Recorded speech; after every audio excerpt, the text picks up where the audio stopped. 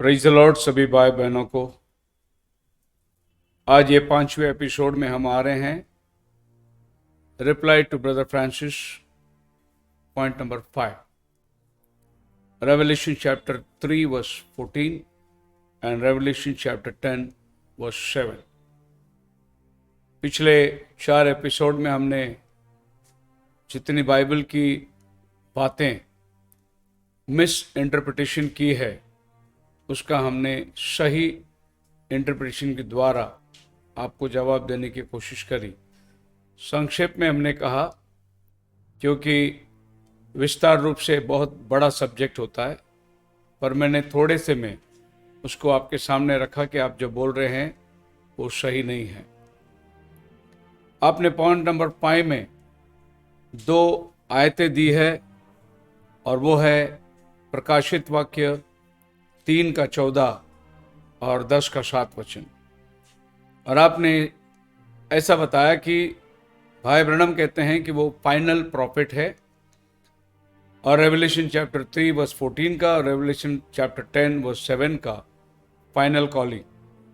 चौथा, William Branham अपने आप को फाइनल प्रॉफिट या फिर फाइनल एंजल, आखिरी स्वर्गदूत कहते हैं, जिसका जिक्र आपको प्रकाशित वाक्य 3 अध्याय 14 वचन और प्रकाशित वाक्य 10वां अध्याय 7वां वचन में मिलता है। मैं ये दोनों भी स्क्रिप्चर जो आपके द्वारा मिसकोट किया गया है सुधारना चाहता हूं। मैं आपको इसका रियल मीनिंग बताना चाहता हूं, क्योंकि आपने इस स्क्रिप्चर को समझा नहीं। वैसे बहुत सारी बातें हैं जो मिसअंडरस्टैंडिंग में चली जाती है, जैसे यूहन्ना के आखिरी अध्याय के अंदर जब प्रभु यीशु मसीह ने पतरस से ये बातें कहा कि तुझे बांध दिया जाएगा, जहां तू नहीं चाहे वहां तुझे ले जाया जाएगा, किस तरीके से उसकी मौत होगी। तब पतरस ने ये पूछा प्रभु से कि इस चेले का क्या होगा, यूहन्ना का। प्रभु ने कहा वो मेरे आने तक जीवित रहे तो तुझे क्या। यहां पर एक कहावत बैठ गई कि वो मरेगा नहीं, पर यीशु ने ऐसा नहीं कहा था। यीशु ने कहा था मेरे आने तक अगर वो जीवित है तो। पर लोगों के अंदर ये बातें फैल गई कि यूहन्ना मरेगा नहीं। इसी तरीके से मिसअंडरस्टैंडिंग आज भी चल रही है। वचन को पढ़े जाते, उसका गलत अर्थ लगाते थे। अब ये दोनों स्क्रिप्चर के बारे में मैं आपसे बात करना चाहता हूं। प्रकाशित वाक्य 3 का 14, And unto the angel of the church of Laodiceans write these things saith the Amen, the faithful, the true witness, and the beginning of the creation of God. 7वें कलीसिया के दूत को लिख। अब यहां पर हम देखते हैं कि 7वें कलीसिया के दूत, लौदीकिया की कलीसिया जो है वो 7वां कलीसिया है। अब यहां पर वचन को इस प्रकार से आप देखें कि वो लौदीकिया कलीसिया का नाम है, जगह है, और लौदीशियन का मतलब उस कलीसिया के लोग। और जब बाइबल कहती है angel of the church, angels लोग जो होते हैं उनको कोई चर्च नहीं होता। यहां पर 2 प्रकार के एंजल्स हो, एक आसमानी और एक जमीनी। आसमान के एंजल और जमीन के एंजल का बीच में अंतर क्या है? Dictionary meaning the angel is derived from the Greek angelos, और translation of the Hebrew word meaning messenger. Angel का मतलब है मैसेंजर, संदेश वक्ता। वो चाहे इंसान हो चाहे फरिश्ता हो। जब बात एंजल की आती है, मैसेंजर की आती है, तो इंसान भी जो मैसेज लाता है वो भी एंजल कहलाएगा। बस फर्क इतना है, हमारे इंग्लिश बाइबल में सिर्फ एंजल लिखा हुआ है, दूत, लेकिन आप इसको हिंदी बाइबल में पढ़ोगे तो स्वर्ग दूत लिखा हुआ है, हेवनली एंजल। सिर्फ दूत नहीं लिखा, पर इंग्लिश बाइबल में सिर्फ एंजल लिखा है, हेवनली एंजल नहीं लिखा। तो जब बाइबल कहती है कलीसिया का दूत, मतलब ये आसमान का फरिश्ता नहीं है, ये जमीन में जो संदेश लाता है वो एंजल के बारे में बाइबल बात करती है। अब इसकी डिस्क्रिप्शन आप रेवलेशन चैप्टर 1 वर्स 20 में अगर आप जाओगे तो आपको मिलता है, the mystery of the 7 stars which thou savest in my right hand, and the golden candlesticks. The 7 stars are the angels of the 7 churches. पहली अध्याय के अंदर जब प्रभु इंट्रोडक्शन दे रहा है, उसके दाहिने हाथ में 7 तारे हैं और 7 दीवट दिखाई दे रहा है। तो जॉन से यह पूछा जा रहा है कि यह क्या है। अब जॉन को यह मिस्ट्री नहीं समझ में आ रहा है, तो ये आवाज जॉन के पास आई कि उसके 7 तारे जो दाहिने हाथ में हैं वो 7 कलीसिया को भेजे हुए दूत हैं। तो ये 7 तारे जो हैं ये कलीसिया के दूत हैं, यानी इंसान जो लोग ये कलीसिया काल के अंदर धरती पर आए संदेश लेकर, ये आसमानी दूत नहीं है। दूसरा 7 कलीसिया जो है दीवट के रूप में दिखाया गया, 7 candle stick. And the 7 candlesticks which thou sawest are the 7 churches. जो 7 दीवट तो देख रहा है वो 7 कलीसिया है। ये 7 कलीसिया को आप प्रकाशित वाक्य पहली अध्याय उसका 11 वचन में देख सकते हैं। Saying, I am Alpha and Omega, the first and the last, which thou seest, write in the book and send it unto the 7 churches which are in Asia, unto Ephesus, Smyrna, Pergamos, Thyatira, Sardis, Philadelphia and Laodicea. ये 7 कलीसिया जो Asia minor में है, क्योंकि इस समय में पतमोस नाम टापू में यूहन्ना को डाल दिया गया है और वहां बैठकर वो ये खत 7 कलीसिया को लिख रहा है। अब ये 7 कलीसिया को जब खत लिख रहा है तो वो कलीसिया के दूत को एड्रेस करता है। फॉर एग्जाम्पल, अगर घर में किसी को खत लिखना है तो घर के मुख्य व्यक्ति का नाम पे खत आता है। वैसे ही किसी कलीसिया को अगर खत लिखना है तो वो कलीसिया के पास्टर को खत लिखा जाता है। जैसे पौलुस अपने पत्रियों में लिखता भी है कि ये पत्री तुम भी पढ़ो और लौदीकिया में भी पढ़ाओ, और वहां का पत्री तुम भी लाकर कलीसिया में पढ़ो। जब पौलुस ने खत लिखा रोमियो के नाम, मतलब पौलुस का पत्री रोमियो के नाम, कलीसिया के नाम, कौन पढ़ेगा? उस कलीसिया का जो पास्टर है, उस कलीसिया का जो दूत है, मैसेंजर, वो उस खत को पढ़ेगा। उसी तरीके से प्रभु के दाहिने हाथ में जो 7 तारे हैं ये 7 कलीसिया के दूत हैं। अब ये 7 कलीसिया काल की शुरुआत कैसी होती है? John had seen the vision which was an event that was to transpire to the 7 Gentile churches in Asia Minor. जो पतमोस नाम टापू में आज से 1900 साल पहले जॉन ने देखा ये दर्शन, आने वाले 2000 साल के दरमियान ये पृथ्वी में जो कलीसियाएं होगी उनके लिए इसने ये संदेश को लिखा। क्योंकि प्रकाशित वाक्य पहली अध्याय 1 से 3 तक में लिखा है, लिख उन बातों को जो शीघ्र होना अवश्य है। मतलब ये घटित बात नहीं है, ये होने वाली बात है। सो जब 100 सदी में ये बातें लिखी गई तो आने वाले युगों के अंदर ये घटनाएं आगे चलेगी, आगे बोली। The whole of the church age is God dealing with the Gentiles. So ये 2000 साल के दरमियान खुदावन अन्य जाति कलीसिया के साथ में संपर्क कर रहा है, क्योंकि यहूदियों ने उसको टुकरा दिया। जब यहूदियों ने उसे टुकराया तो वो अन्य जातियों के पास चला आया।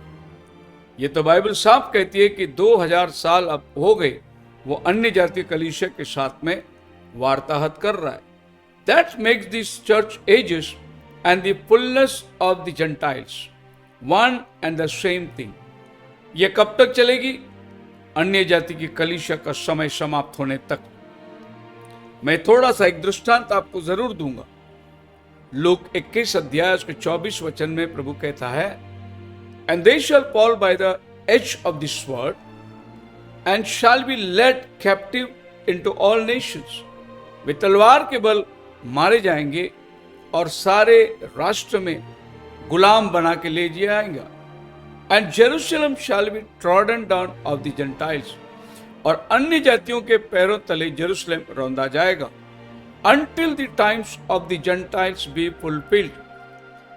ये बातें प्रभु यीशु मसीह जब कह रहा था, वो समय 30 सदी के आसपास चल रही थी।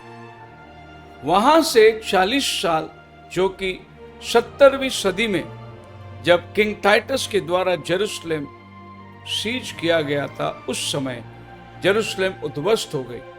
सारे यहूदी लोग जेरूशलेम से भाग गए। 70वीं सदी के अंदर जो मैसेकर हुआ था, इतिहास उसका गवाह है। इस समय के अंदर हम क्या देखते हैं कि यहूदी लोग इजराइल से छोड़कर सारी दुनिया में तीतर बितर हो गए और समय अन्य जातियों का शुरुआत होता है। इन्हें कलीसिया काल शुरू होती है। वैसे अन्य जाति का समय दानियल के समय जब नेबुकदनेस्सर इजराइलियों को गुलाम बना के ले गया, तब से अन्य जाति राजा राज्य कर रहा है, क्योंकि इजराइल का कोई भी राजा तब से अभी तक बना नहीं। उस समय से अन्य जातियों का राज्य शुरू होता है, जो कि आज के तारीख में 2500 साल के लगभग हो चुका है।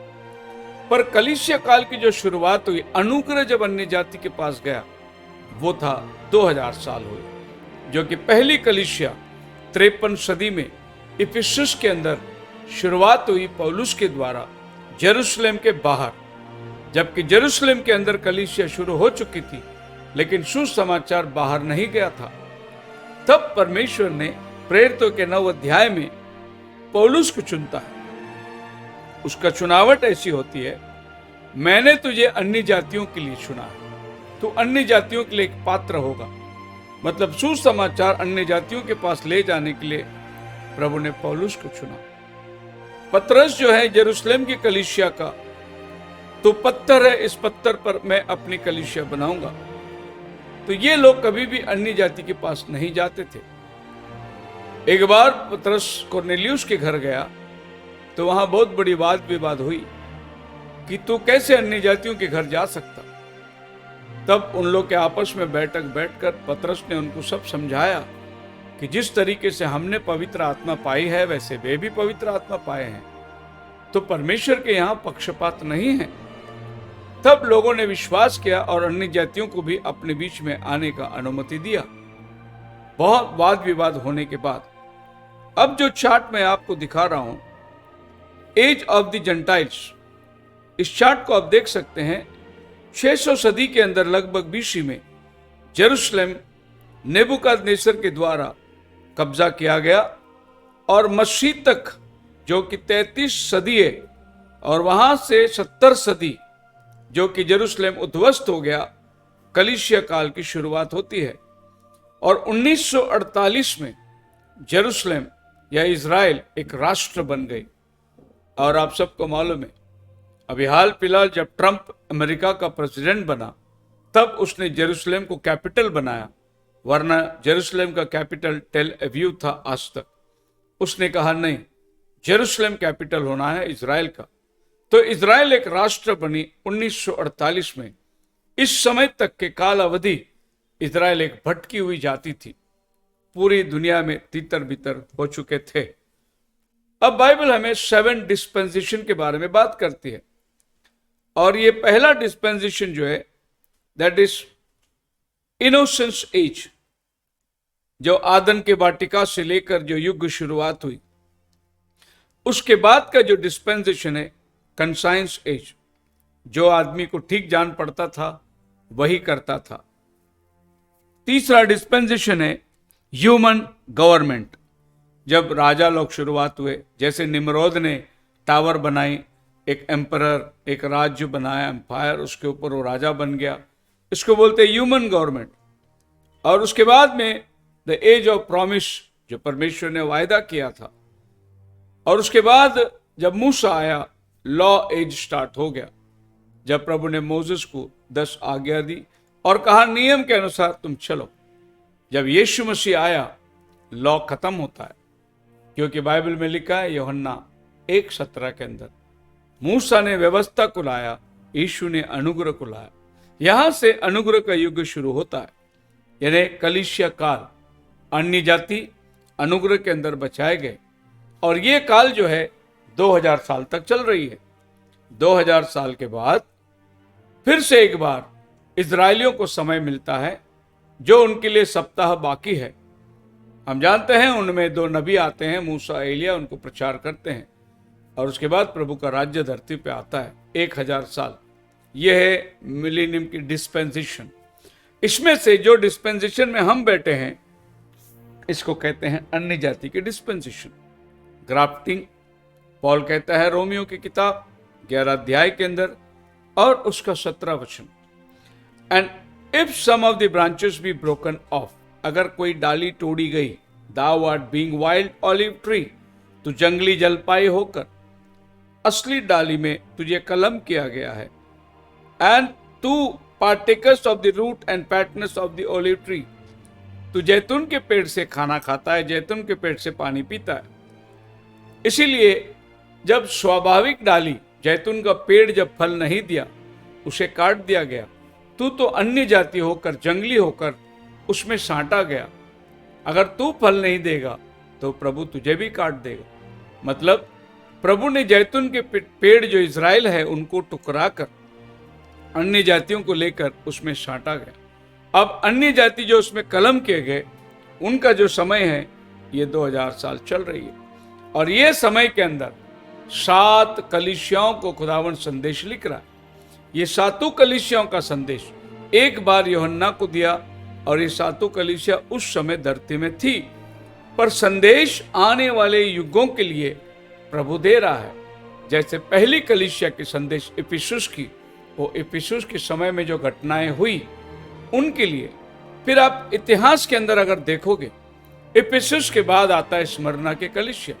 स्मरना के कलीसिया में क्या हुआ आप दूसरे युग काल में देख सकते हैं। फिर उसके बाद परगमस की कलीसिया आती है। आप देख सकते हैं इतिहास के अंदर 300 सदी में क्या हुआ। यह परगमस कलीसिया का समय था, जब परगमस का मतलब है शादी करना। दुनिया के साथ में कलीसिया ने शादी करी। यही वो निशियन बैठक है जिसके बारे में मैं पिछले हर एपिसोड के अंदर आपको बताते आ रहा है कि ये निशियन काउंसिल ने जैसे दुनिया के साथ शादी करी, जैसे आहाब राजा ने जेजेबेल से शादी करी, ऐसा ही कलीसिया की एक कंडीशन हो गई। आहाब राजा जब जेजेबेल को लाया, उसने सारी मूरत की उपासना इजराइल में लाया, इजराइल के लिए ठोकर का कारण बन गया। वैसे ही जब कलीसिया 300 सदी में दुनियावी कलीसिया से शादी करी, उन्होंने सारे मूर्तियों को चर्च में लाया। वरना आप मुझे बताइए, मरियम की मूर्ति का संबंध क्या है बाइबल के साथ? यीशु मसीह का मूर्ति का संबंध क्या है बाइबल के साथ? 2 कुरिन्थियों 6वें अध्याय के 14 वचन में पौल कहता है कि अंधियारा और उजाले का क्या संबंध, मूर्ति का और मंदिर का क्या संबंध? ये सब कहां से आ गए? ये 25 दिसंबर क्रिसमस मनाना, ये कहां से आ गए? ये रोजरी जपना, ये संतों को मध्यस्थ बनाना, ये सब आप चेक करके देखिए कहां से आई। जब कलीसिया ने दुनिया के साथ शादी करी, जैसे आहाब ने जेजेबेल के साथ शादी किया, ऐसा ही एक घटना साबित होती है। जो मैं आपको बताने जा रहा हूं कि 3:14 में प्रकटीकरण के अंदर जैसा लिखा हुआ है, और लौदीके के कलीसिया के दूत को लिख। ये 7 दूत है जो 7 कलीसिया के अंदर अपने आप को प्रकट करे। अब यहां पर हम देखते हैं पहला कलीसिया का दूत था पौलुस, जो अन्य जातियों के लिए नबी बना। पतरस अन्य जातियों के लिए नहीं। प्रभु का भी एक बहुत बड़ा योजना है। देखिए, हम अन्य जातियों के लिए, अनपढ़ गवारों के लिए पौलुस जैसा पढ़ा लिखा समझदार आदमी को भेजा।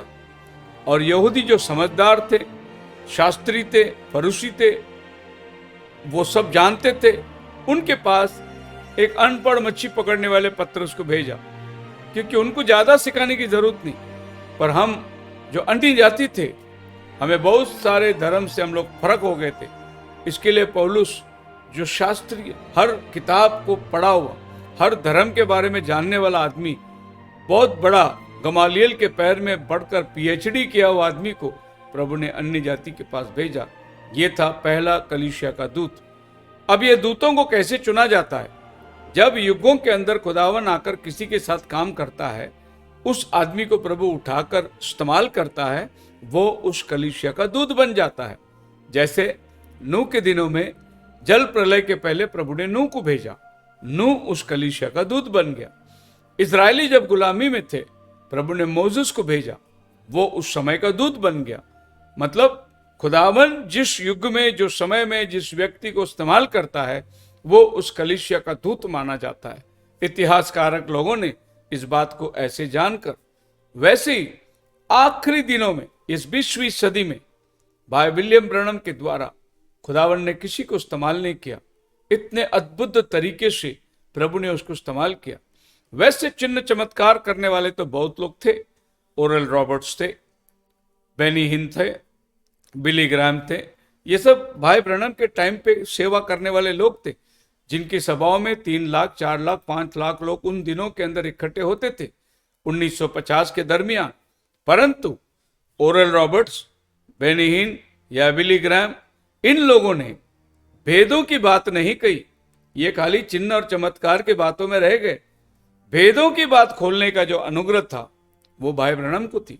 जैसे कि 7 कलीसियाओं काल की किताब उसने बनाए, 7 मोहरों की किताब, इब्रानी की किताब, तुरियों का संदेश। ये जितनी भेद की बात है, ये खुदावन ने इस नबी के द्वारा पूरा किया। इसीलिए 7वां कलीसिया का दूत, जो कि एक इंसान होना चाहिए, वो भाई ब्रैनम को माना जाता है। ये आपके ऊपर है। अगर भाई ब्रैनम से बढ़िया काम किसी ने किया होगा इस युग में, तो आप उसको दूत में रख सकते हैं।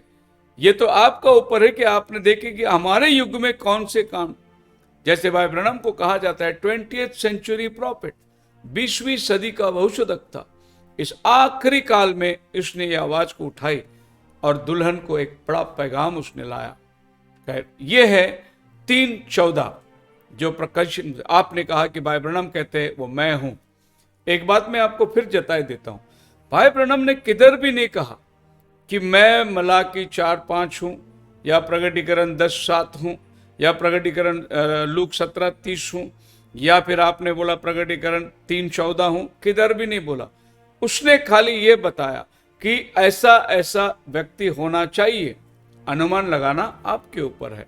आपने सोचना चाहिए कि इसका अनुमान हम कैसे लगा सकते हैं। दूसरा स्क्रिप्चर आपने दिया प्रगटीकरण 10:7, but in the days of the voice of the 7th angel. फिर मैं आपको इस स्क्रिप्चर का सही अनुवाद करके देना चाहता हूं। जैसे कि 3:14 का था, 7वें कलीसिया यानी लौदीकिया की कलीसिया के दूत को लिख। वो आसमानी दूत नहीं था, वो जमीनी दूत था जो कि कलीसिया को भेजा गया है। देवदूत लोगों को कोई कलीसिया है ही नहीं, इसीलिए वो कलीसिया के दूत नहीं बन सकते। इंसान जो जिसके लिए कलीसिया बनाई गई, इंसान ही कलीसिया का दूत बन सकता है। वैसे ही प्रगटीकरण 10:7 का भी दूत वही है। देखो कैसे लिखा है, in the days of the voice of the 7th angel when he shall begin to sound. Begin to sound में मिस्ट्री खोलेगा या तुरी फूकेगा, वेद की बातें खोल देगा। परमेश्वर की मिस्ट्री खत्म हो जाएगी। मतलब ये दूत जब अपना तुरी फूकेगा, परमेश्वरत्व की जो मिस्ट्री थी, the mystery of God should be finished, वो अपनी ओर से कुछ नहीं कहेगा। He hath declared to his servant the prophet, जो युगों के अंदर प्रभु ने नबियों को बताया था, ये सारी बातों को लेकर यहां पर फिनिश मतलब फुल स्टॉप लगाएगा कि ये सब वेद की बातें यहां खुल गई। Now what is the mystery of God? इसको हम किसी और एपिसोड में बताएंगे, पर आज मैं ये बताना चाहता हूं कि ये 10:7 का दूत कौन है। गौर करिए, वचन में लिखा इन the days of the voice. अगर ये आसमानी दूत होता तो उसको दिन नहीं होता।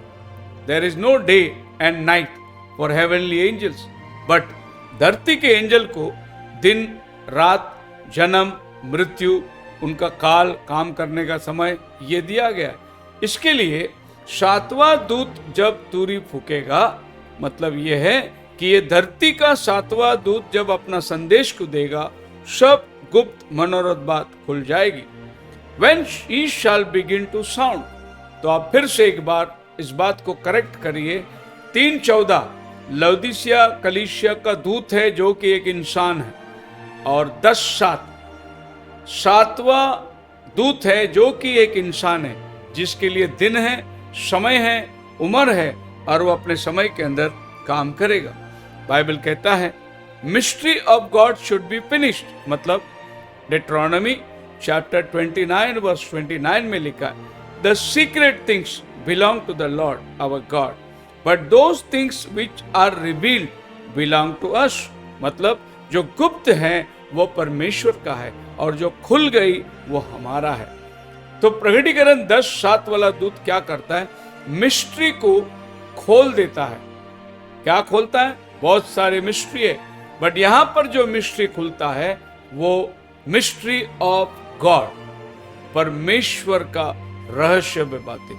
आज मिस्ट्री ऑफ गॉड में बहुत लोग टटोल रहे हैं। अभी भी लोगों को मालूम नहीं गॉड कितना है। कोई बोलता है 2 है, कोई बोलता है 3 है, कोई बोलता है 1 है, 1 ने 3 काम किया, कोई बोलता है 3 मिल के 1 है। अभी भी हमारे संस्थाओं को श्योर शॉट नहीं है कि हमारा बाप कितना है। सांसारिक रीति से हम बोलते हैं तो एक बाप का औलाद हो तो हम लोग कितना बाप के औलाद लोग हैं? कोई 3 बोल रहा है, कोई 2 बोल रहा है। बाइबल पूरा एक ही स्वर्गीय पिता की बात करती है, एक ही परमेश्वर की बात करती है, बाकी सब उसका कार्य है। उदाहरण के लिए मैं आपके सामने बैठा हूं, कुछ लोग मुझे पास्टर मानते हैं, मेरी पत्नी मुझे पति मानती है, मेरा बच्चा मुझे पिता मानता है। मैं आदमी 3 थोड़ी हूं, आदमी एक ही है। मेरे 3 कार्य है, 3 क्षेत्रों में मैंने काम किया। परमेश्वर एक ही है, हे इज़राइल सुन। लेकिन वो 3 युगों में, 3 क्षेत्रों में उसने अपना कार्य को पूरा किया। जब उसको मनुष्य जाति को बचाना था तो उसको इंसान बन के आना पड़ा, जो कि वो पुत्र कहलाया, और उसको सलीब पर मरकर तीसरा दिन मुर्दों में से जी उठा। वो शरीर में होकर पुत्र का काम को निभाया। आज वो कलीसिया काल के अंदर पवित्र आत्मा का काम से कलीसियाओं के बीच में मंडरा रहा है। यह वही आत्मा है जो उत्पत्ति की पानियों पर मंडरा रही थी, वही आत्मा है जो नबियों के अंदर काम कर रहा था, वही आत्मा है जिससे यीशु मसीह का जन्म हुआ, वही आत्मा है जो कलीसिया काल में पेंतिकोस्त का दिन आया, और आज तक वही आत्मा कलीसिया को बीच में लेकर चल रही है। प्रकाशित वाक्य 22:17 में लिखा है, और आत्मा और दुल्हन कहती है आ। अब आत्मा और दुल्हन दोनों एक हो जाता है, दोनों की एक ही आवाज पाई जाती है। अभी मैं आपको यह भी बताना चाहता हूं कि ये धरती के 7 दूत हैं, वैसे ही आसमान के भी 7 दूत हैं। प्रकटीकरण 8वां अध्याय 2 वचन अगर आप पढ़ोगे, जब 7वीं मोहर खुली अध घड़ी तक सन्नाटा छा गया, और मैंने क्या देखा, 7 दूत आए हैं। 8वां अध्याय के 2 वचन में उनको 7 तुरी दी गई है, और ये 7 तुरी वो 8वां अध्याय 9वां अध्याय में बजा रहे हैं। एक एक आफत धरती पर आकर गिर रही है, ये 7 दूत आसमान में बजा रहे हैं तुरी। अगर आपको इसमें का 7वां दूत कहां बजाया देखेंगे तो 11वां अध्याय उसका 15 वचन में 7वां दूत जब तुरी फूका, ये जगत परमेश्वर का हो गया। मतलब एक ऐलान होता है कि अब ये संसार हमारा परमेश्वर का हो गया है, क्योंकि 7वां दूत का तुरी फाइनल जजमेंट को लेके आता है ये धरती पर। वैसे ही 7वां कलीसिया का दूत फाइनल संदेश, फाइनल मैसेज को लेकर आता है। आप बोले ना ब्रदर ब्रैनम फाइनल प्रॉफिट बोलता है, उसका संदेश फाइनल संदेश था, उसके बाद और कोई संदेश वक्ता नहीं आएगा। 7वां दूत, 7वां कलीसिया को भेजा हुआ फाइनल मैसेज वही था, वही मैसेज आज दुल्हन को तैयार करेगी। अब मैं आपको बताता हूं, अगर कोई अपने आप को आइडेंटिफाई करना चाहता है तो उसमें क्या गलती है? पढ़िए जॉन चैप्टर 1 वर्स 19 से अगर आप पढ़ते हैं तो बाइबल क्या कहती है। This record of John when the Jews sent priests and Levites from Jerusalem to ask him who art thou. सब युग में जब भी खुदा के पास से कोई आया है, लोगों के पास में प्रश्न उठा है, उन्होंने सवाल पूछा है, आप कौन है, हम आपके ऊपर क्यों विश्वास करें। जॉन द बैप्टिस्ट आया, उसको भी लोगों ने पूछा आप कौन है, आप क्यों बपतिस्मा देते हैं, आपकी आइडेंटिटी कार्ड किधर है, आप कहां से आए हैं, हम क्यों आपकी सुने। जॉन द बैप्टिस्ट ने एक बात का कबूल किया 20 में, he confessed and denied not but confessed I am not Christ. एक बात का उसने खुलासा किया, मैं मसीह नहीं हूं। यही खुलासा आप भाई ब्रैनम के मैसेज को पढ़िए, कितने ही लोगों ने उसको मसीह कहा। उसने बोला हाथ जोड़ के मैं विनती करता हूं, मुझे मसीह ना कहो, मैं एक इंसान हूं, संदेश वक्ता हूं, मतलब बहुत से लोग, जैसे भाई फ्रांसिस ने कहा कि बहुत लोग है ब्रैनम क्राइस्ट मानते हैं। ब्रैनम क्राइस्ट मानते हैं वो लोग मानते हैं, लेकिन कुछ लोग हैं जो भाई ब्रैनम को सही तरीके से समझते हैं। आप मुझे बताइए, यीशु मसीह के टाइम जब यीशु मसीह दुष्ट आत्मा निकाल रहा था तो शास्त्री फरीसियों ने कहा यह दुष्ट आत्मा की शक्ति से दुष्ट आत्मा निकालता है, आप मान लेंगे उसे? वो मानते थे, आप नहीं मानेंगे। वैसे ही अगर कोई ब्रैनम को क्राइस्ट बोलता है तो क्या हम मान ले? हम नहीं मानेंगे। वो मानने वाले भरमाहट में आ गए, पर हम उसको एक नबी के रूप में जानते हैं। अब जॉन का जवाब देखो, and they asked him what then thou art Elias, क्या तू एलिया है? He said I am not. Art thou a prophet? He said no. मतलब क्या तू एलिया है? उसने कहा नहीं, क्योंकि वो जो सेवा करने आया था प्रभु के पहले आगमन में रास्ता बनाने आया था।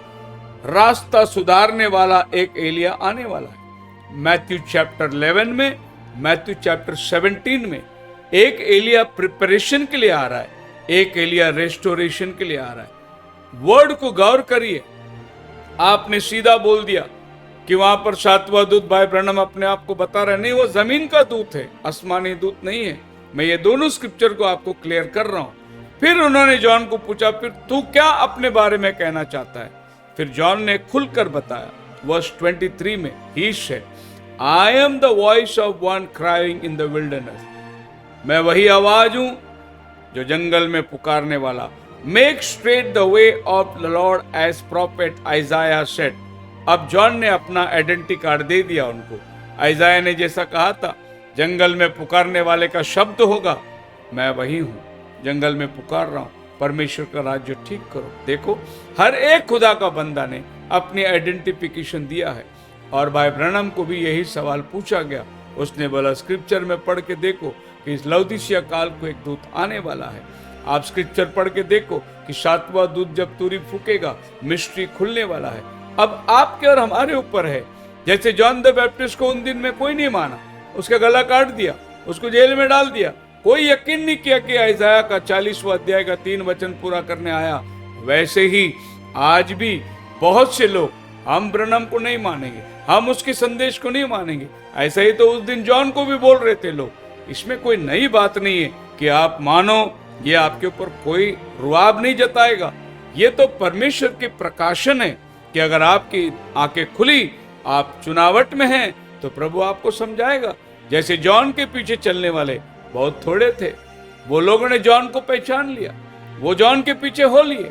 यही चेले प्रेरित 19वें अध्याय में पौलुस के साथ मुलाकात करते हैं।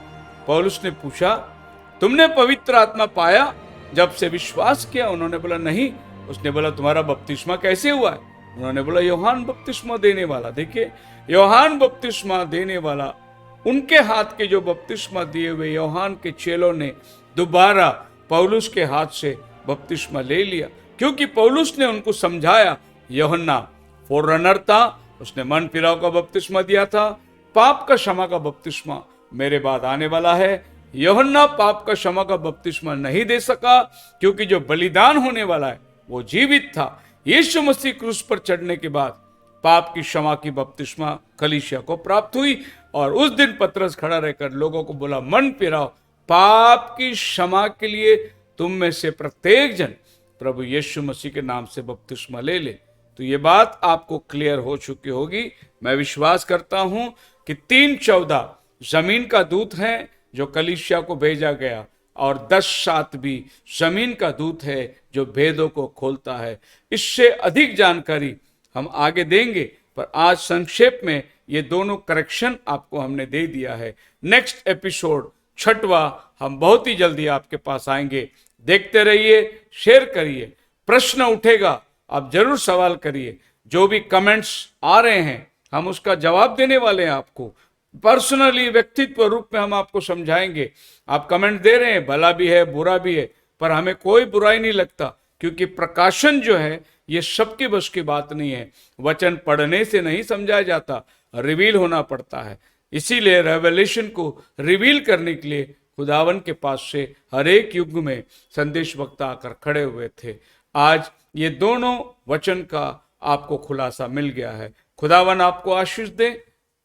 आमीन। God bless you.